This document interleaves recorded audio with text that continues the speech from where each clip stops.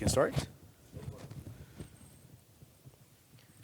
Hi, everybody. Good afternoon. I guess we are the last session of the day of this room, right? So I guess you guys all had a great time here at PASS and PGConf. So today we're going to be speaking about how to seamless migration, transition or migrate your commercial engines into open source.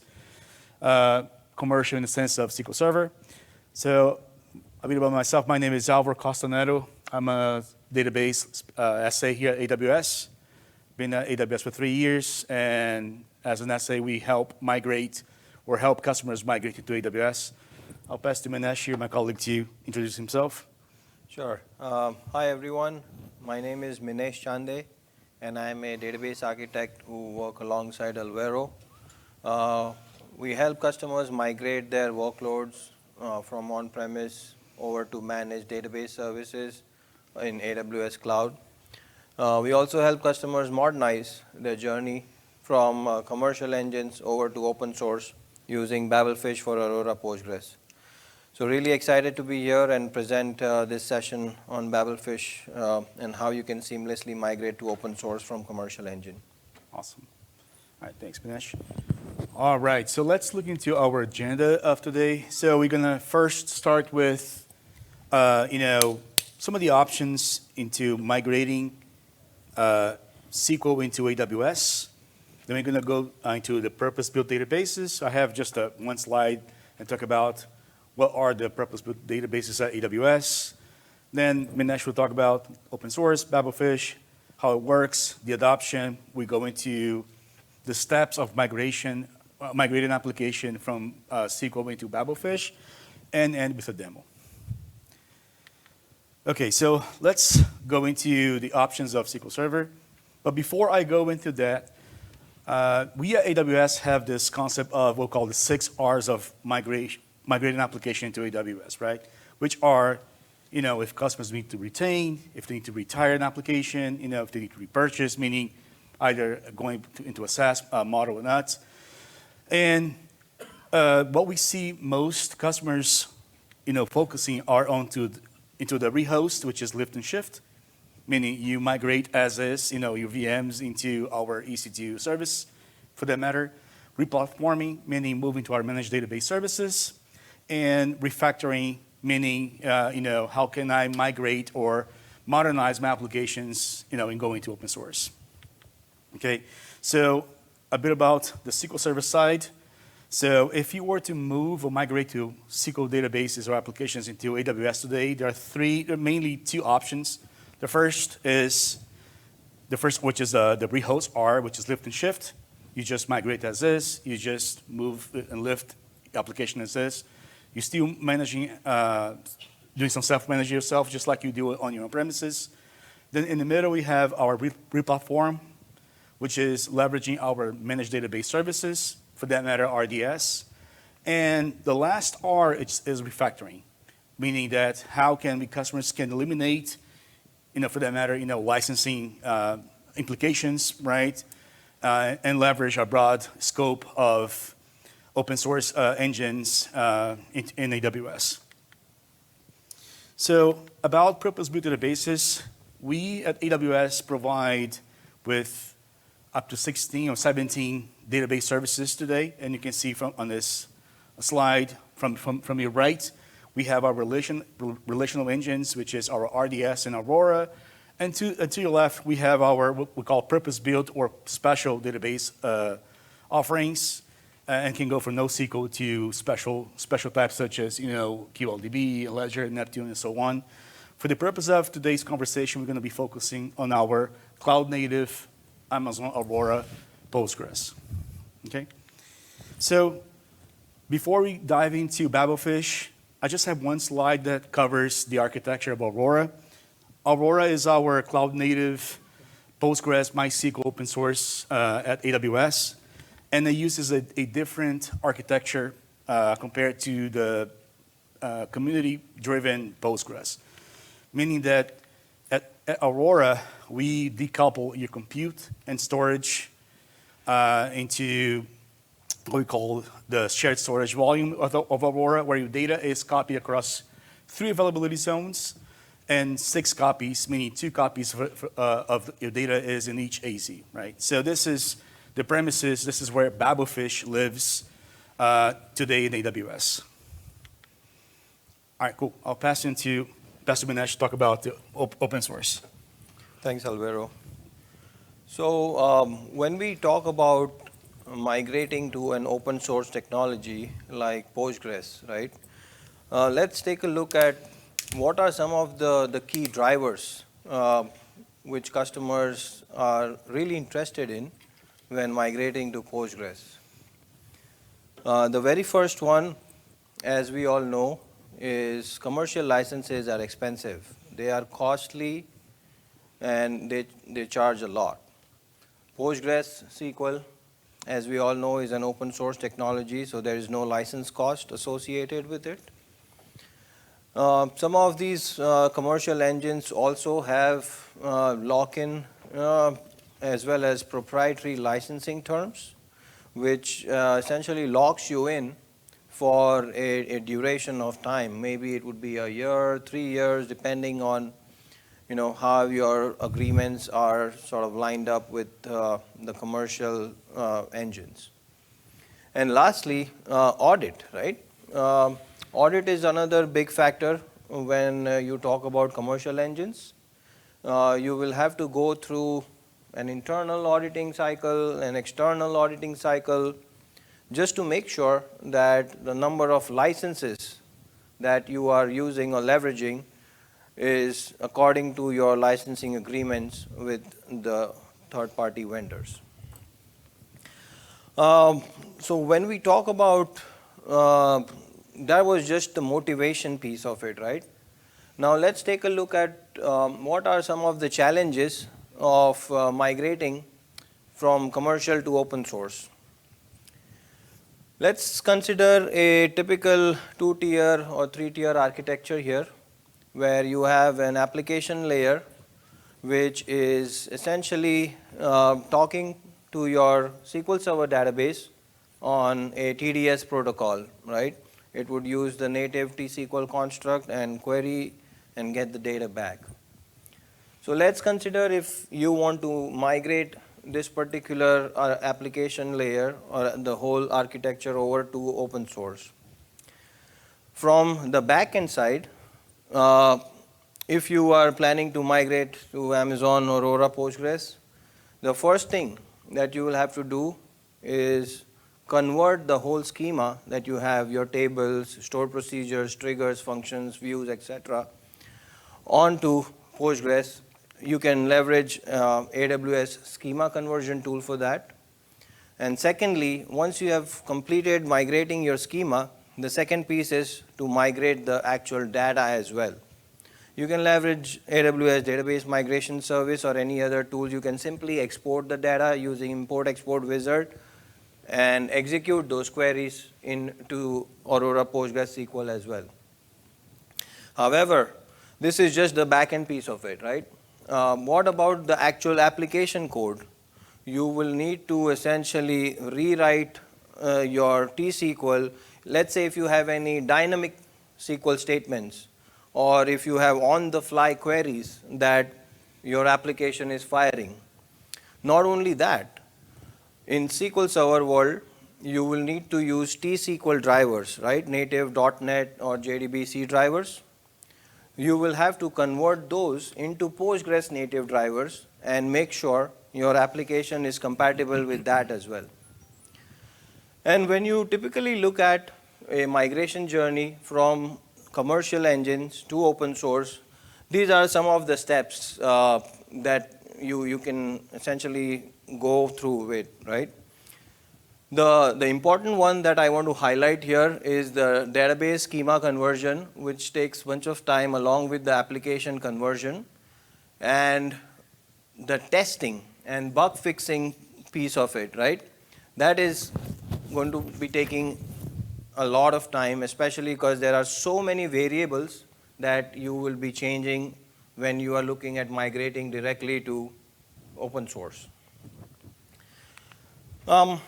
That's where Amazon or AWS came up with a service called Babelfish, right? So when we talk about Babelfish, this is what it would help you with, right? Imagine you have your application tier, right, the typical two-tier application, where you can have a common database which can essentially understand both the constructs, that is the T-SQL construct and the PG-SQL construct, and having the same application where you no longer need to change any of the application drivers.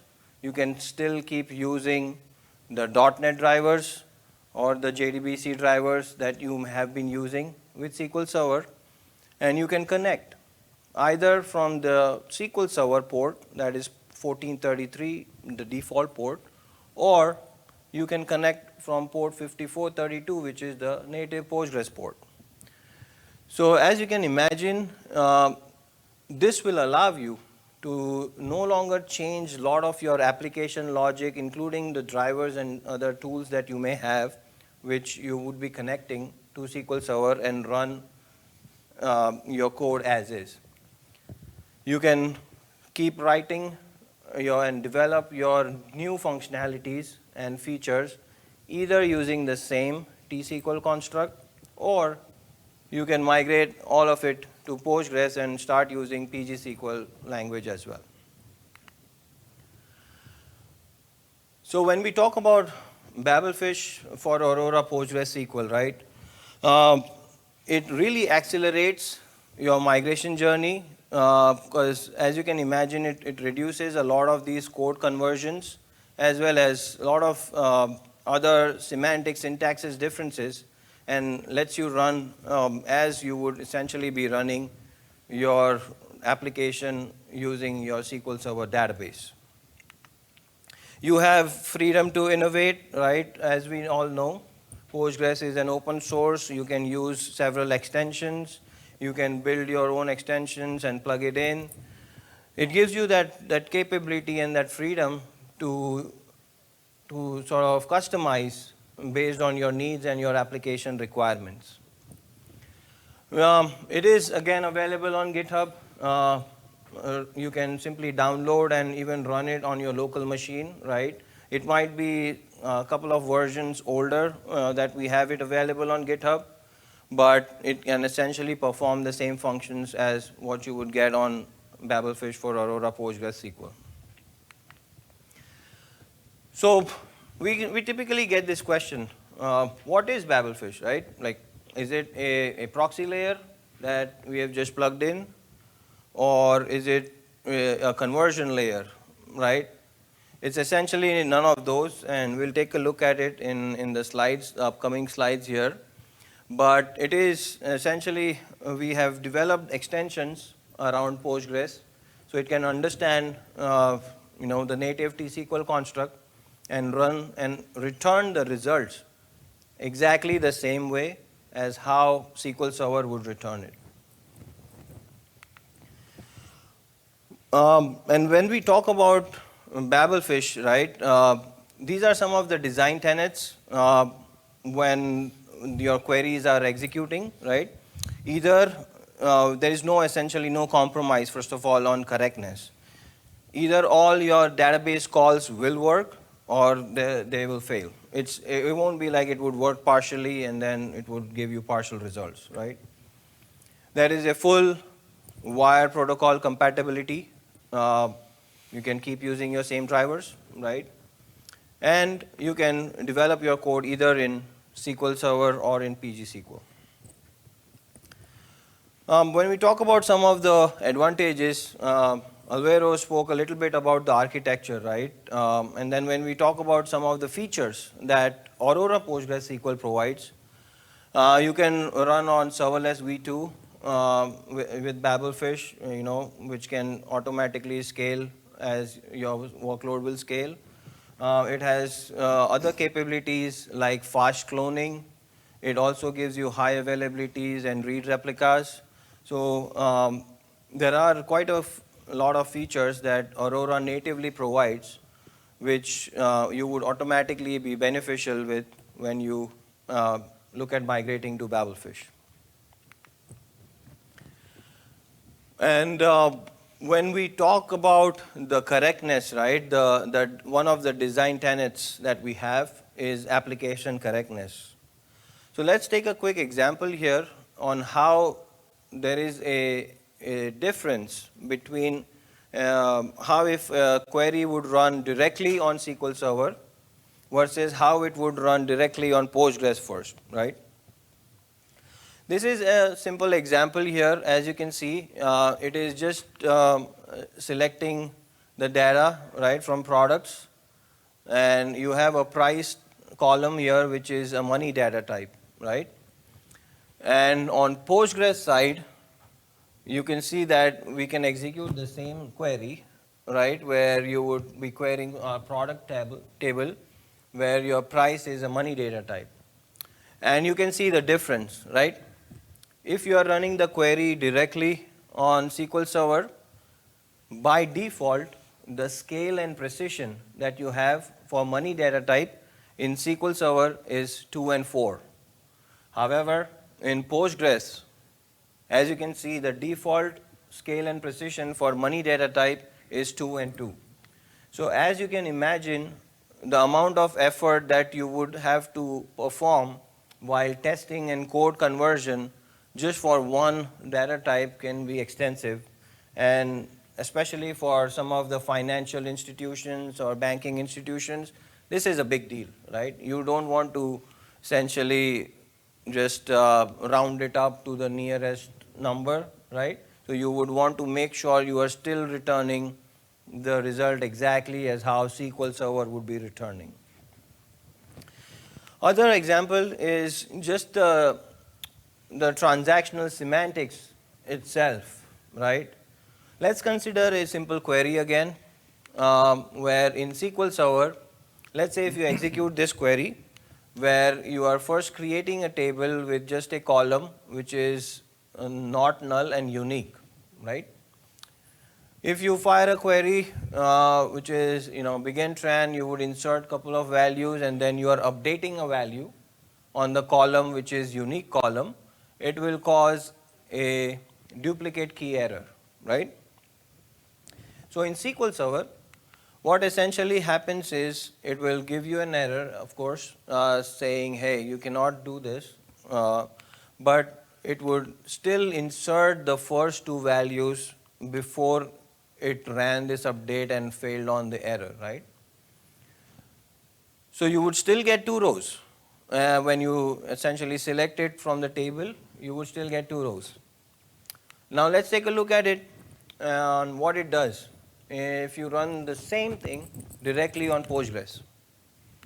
I'm sure you would have gathered it by now, but what I'm doing here is I'm essentially running exact same query where I'm creating a table, I'm doing a begin, I'm inserting the values, and then I'm updating it and then committing it. What would happen? Anyone?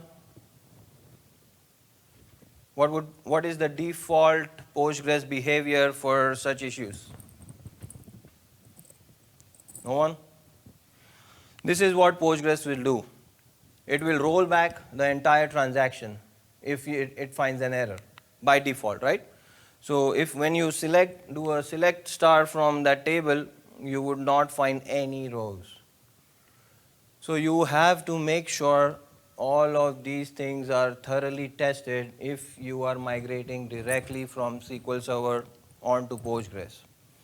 And this is exactly where Babelfish helps, right? The behavior that it executes is exactly the same as how a SQL Server behavior would be, where it would, in the previous case, it would still insert those statements and roll back only the failure.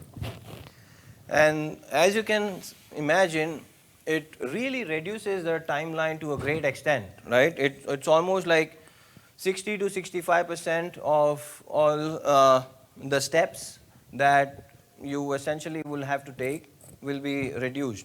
And as you can imagine, the biggest beneficiary is the bug fixing and testing piece, which, as you can see, it is curtailed a lot, right? Not only that, the schema conversion as well as any application code conversion, even that is reduced to a greater extent. So it really helps accelerate your migration onto open source. And I know we spoke a lot about how Babelfish helps and how it's different with Postgres. Let's take a quick look at the architecture itself, right, of Babelfish.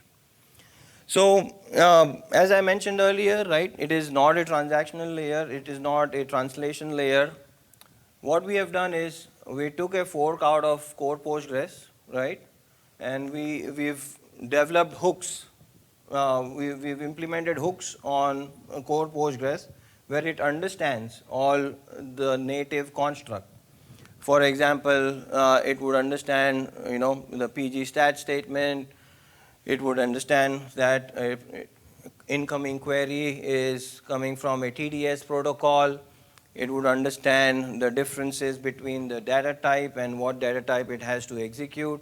So these are, the hooks and extensions that we have developed out of the Postgres, native Postgres core. And when the query gets executed, it would know that a query is coming either from a TDS endpoint or from the Postgres endpoint directly. And this is just in-depth diagram, or you can consider it as a migration diagram per se on how your database structure essentially looks like when it is running Babelfish for Aurora Postgres. So here, as you can see, these are your system databases in SQL Server, and then these are your this is Northwind, consider this as a user database, right? And you have your DBO schema and your sales schema where your tables will be outlined. And when you move to Babelfish, right, they'll all be under Babelfish_DB, whereas your schemas will essentially get converted according to what you have on the source. So you will have a Northwind_DBO, and you will have Northwind_sales.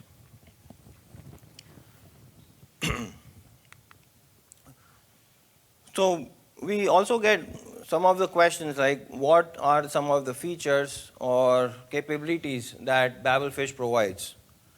We support triggers, full text search, link servers, views, functions, scalar functions, etc. on Babelfish, right? So it has a lot more feature parity along with what SQL Server provides. And not just the feature parities, you can keep using your existing tools, right? You can connect using SSMS if you are a SQL Server DBA. You can keep using the same number of tools that you may have been using. You can also use Azure Data Studio or any of the open source tools like dbeaver or any other that you may be using. And when we talk about the continuous innovation, right? So Babelfish was released back in reInvent of 2021, where we first released the version, 1.1, and then we have been releasing a new release along with the Postgres release, right? Every time a Postgres release is a minor version, which is typically once a quarter, we try to ship in latest version of Babelfish as well. And then every time a major version is released, it is similar, we upgrade it to a major version as well. So currently we are at Babelfish 4.3, right? And again, in Q4 we'll have another version of Babelfish, which will be running on top of Postgres 16.5. I know this is a very busy slide, but it just talks about some of, not some, but a lot of the features that we have added throughout our release cycles, right? I'll just like to focus more on the latest ones here. With the 4.2 version that we released, we are supporting pivot statements, alter procedures, granting schema permissions, as well as blue-green deployment. This has been one of the asks, to reduce the downtime of deployment, to use the blue-green deployment with Babelfish. And with 4.3, I know Postgres released the added partitioning features, right? So we've implemented that with Babelfish as well. And it also now supports geometry and geography data types, which can help customers using these to seamlessly migrate. When we talk about adoptions, several of financial institutions and other ISVs have also sort of adopted Babelfish to a great extent. Some of them have saved a huge amount of dollars. Others have saved huge amount of hours in reducing their overall migration timelines. So these are some of the references, who are currently using Babelfish for Aurora Postgres. And as you may have gathered, since you can use both T-SQL as well as PG-SQL, you can keep developing using your existing T-SQL language and T-SQL code, or you can use PG-SQL as well along with it. So with that, I'll hand it over to Alvaro, who will talk about migration and a quick demo on how migration would look like. Thank you. All right. Thanks, Minesh. Great. So now we're going to go over, we call the 6 steps involved of migrating, an application that's written in SQL Server into Aurora Babelfish. Okay. So the first step, obviously, is to have a cluster of Aurora with Babelfish enabled. Okay. It's just one single click when you create your cluster in Aurora to enable the Babelfish. And once you click this, as Minesh explained, it goes and installs the extensions behind the scenes.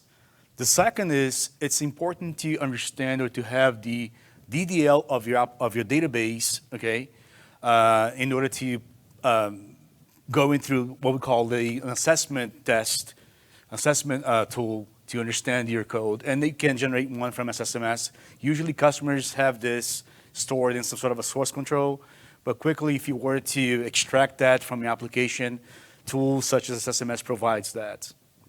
Then the third step is to run a compatibility assessment called Compass2, and I'll talk about it on the next slide. This is basically to analyze the complexity of your T-SQL code and see what are the options or what are the areas that needs to be rewritten or needs to be worked on. As Minesh explained, the idea of Babelfish is to use the same semantics of T-SQL and run on top of Postgres. But as you can imagine, SQL Server is a 30-year-old product, right? So we haven't added all the capabilities as of yet. I would say from a percent standpoint, we're about 70% compared to SQL Server. In order for you to find out the level of complexity, we have to go into an assessment, which is using this Compass tool, and I'll talk about it on the next slide. This is an iterative process, meaning that every time you make a change, you have got to go through this assessment to make sure that whatever you change is compatible into Babelfish. So imagine that this third step here, it's iterative, right? So once you are into a point that it's 100% compatible, the next step is to feed that new set of DDLs, okay, into actually Aurora, right? So and for this you can use many tools from SQL Server such as SSMS, SQL CMD, and to ingest this new DDL and create your schema. Once that schema is created, the next step is to migrate your data, right? And he already talked about DMS, which is our database migration services. But you can also leverage native tools from SQL Server such as BCP, SSS, import and export, right? And some others. And the last step is to reconfigure your client application, right? Instead of pointing to your SQL Server endpoint, to point into the Aurora endpoint. As we talked about it, the semantics, the idea of Babelfish is to reuse your application code as is, right, with minimal changes. All right, so let's kind of talk about the assessment tool and what this is about. So basically what the assessment tool is, let me just put my glasses because I cannot read. It's a command line type of a standalone application that you install on your workstation, right? And you can get this from our GitHub. Okay, every time a new release is GA or out from Babelfish, we make changes into the Compass assessment tool, and it's always readily available on GitHub. It's always, as I mentioned, updated regularly as we make those releases. Okay, and it also can understand SQL profiler and extended events traces.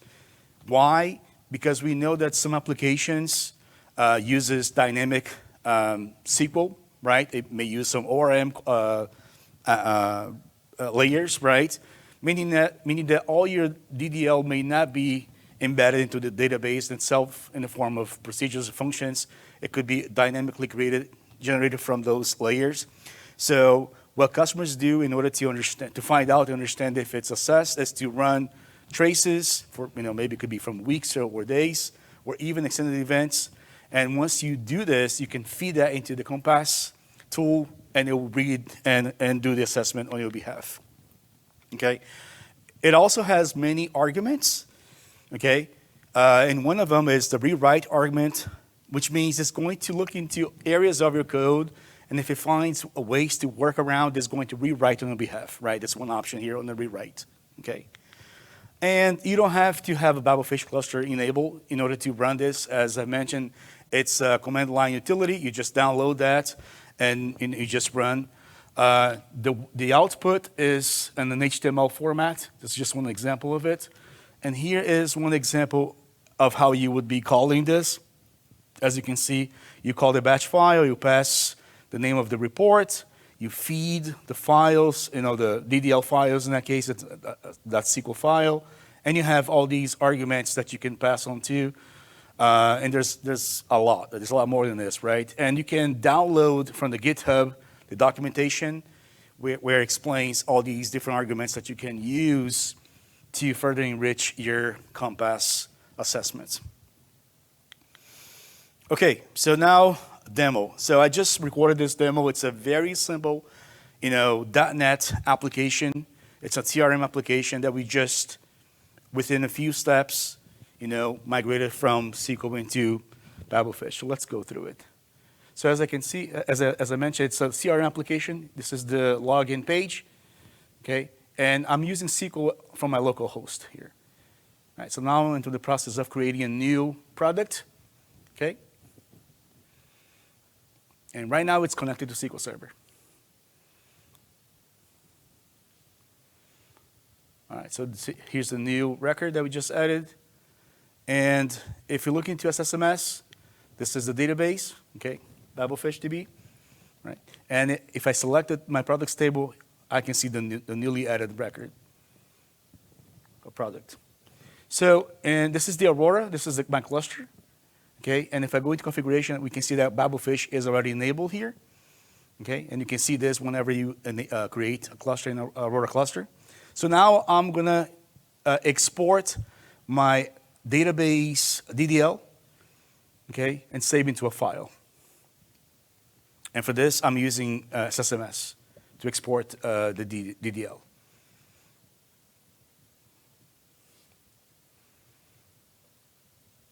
Okay, so now we're generating.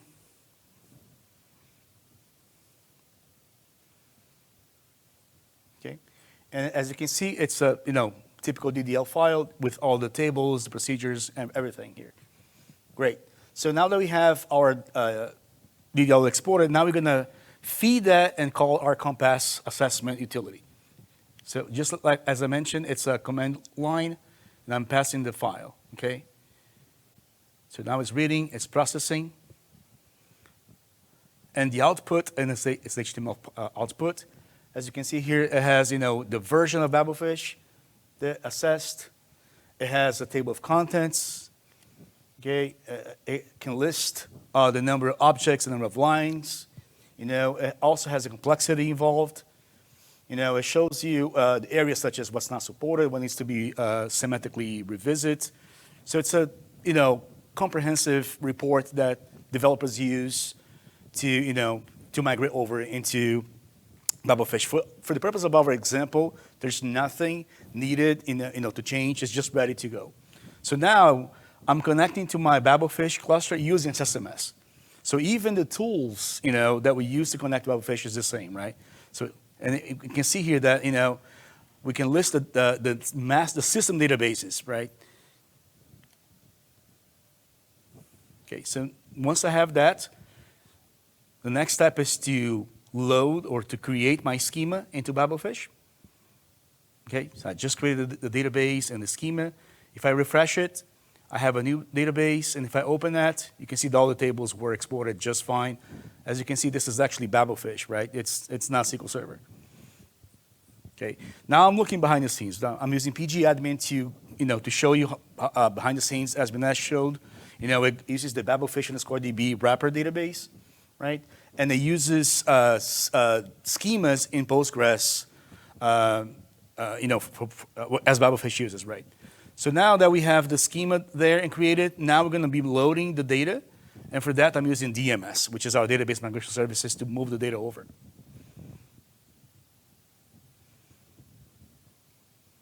All right, so we just have a few tables. Should be quick.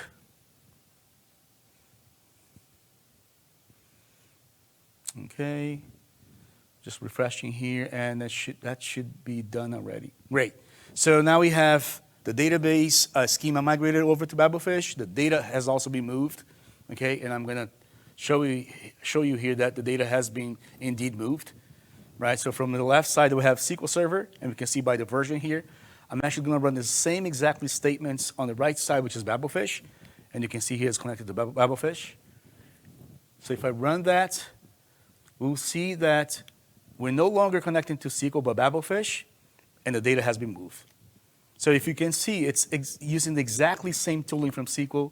So just understand that the drivers here, thanks that's running on SQL, was actually connected to Postgres with Babelfish, right? So indeed, data has been moved. Now the last step is to change our connection string from our application, okay?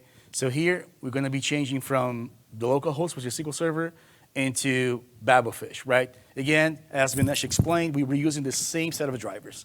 Same ODBC, JDBC, there's no change at all in the application. Okay, so we just made the change. Now, let's go back to our application and refresh it, okay? And actually log out and log back in. I'm gonna switch to my Babelfish endpoint, log in, and you see that we indeed hitting our Babelfish endpoint. Just from this point, the application, if you couldn't understand, would be broken, and it works seamlessly, right? Just gonna add a new record to our table.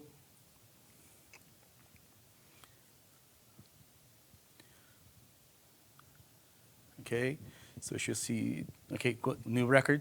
I'm gonna actually select this again. So see, on the SQL side, we still have 11 records. Now we have another 12 record, new record, okay? So indeed, we added data into our Babelfish cluster.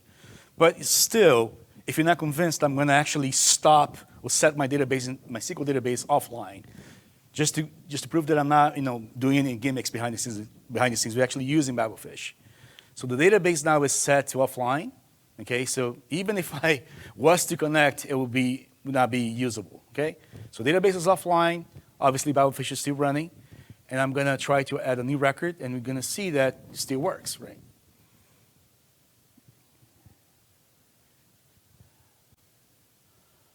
All right, okay. Cool, so new record was added. And back into SSMS, I'm going to run this again. We should have a new record here. And there you go, And within our 6 steps, we're able to successfully migrate our application from SQL Server into Postgres with no code changes at all.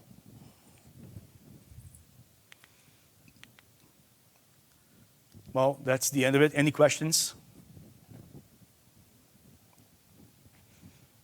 All right, so one thing at AWS is we value our feedback. So if you could, give us feedback and and tell us how we did, it's very important for us, and we appreciate your time here.